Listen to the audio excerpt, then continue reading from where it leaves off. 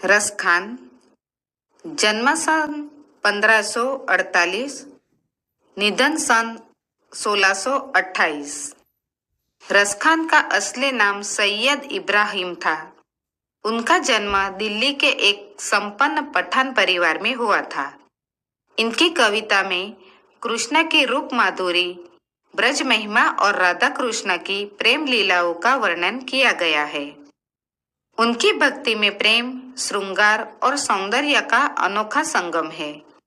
यहाँ प्रस्तुत प्रथम कविता में सदैव कृष्ण के पास रहने वाली बांसुरी से गोपियां ईर्ष्या करती है।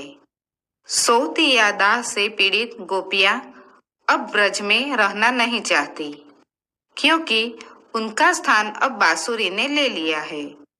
दूसरे कविता में कृष्ण का स्वांग रचने वाली गोपियां सौतिया डाह के कारण उनकी बांसुरी को, जो कृष्ण के ओठों पर थी, को अपने ओठों पर रखने से इनकार कर देती है। कवि ने दोनों कवित्तों में गोपियों की मनस्थिति का मार्मिक वर्णन किया है।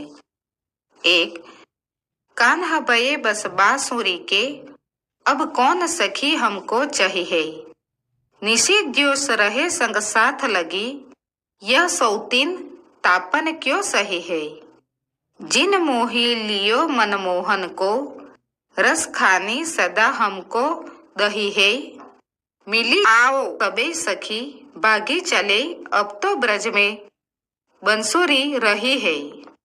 हमेशा कृष्ण के पास रहने वाली गोपियां कृष्ण की बांसुरी से ईर्ष्या करती हुई कहती है कि कान्हा को बांसुरी ने अपने वश में कर लिया है।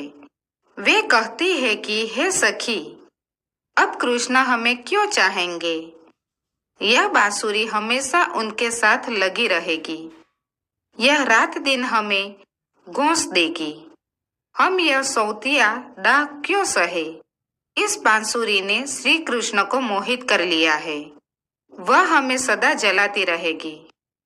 इसलिए आओ हम सब व्रज छोड़कर भाग जाए, हमारा स्थान अब इस बांसुरी ने ले लिया है, अब तो व्रज में बस यही बांसुरी ही रहेगी।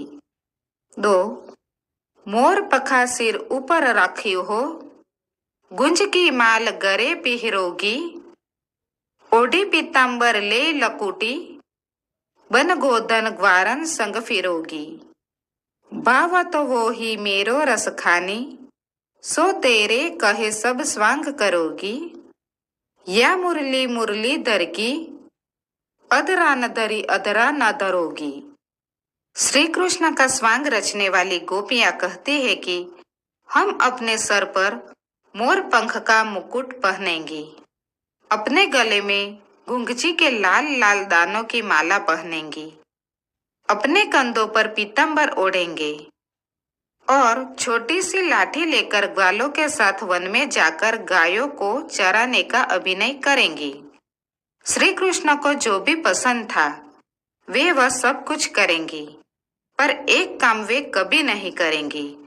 श्री कृष्ण ने जिस बांसुरी को अपने होठों पर रखकर बजाया था, उस बांसुरी को वे अपने होठों पर कभी नहीं रखेंगी, क्योंकि वे बांसुरी को अपनी सौतन मानती है।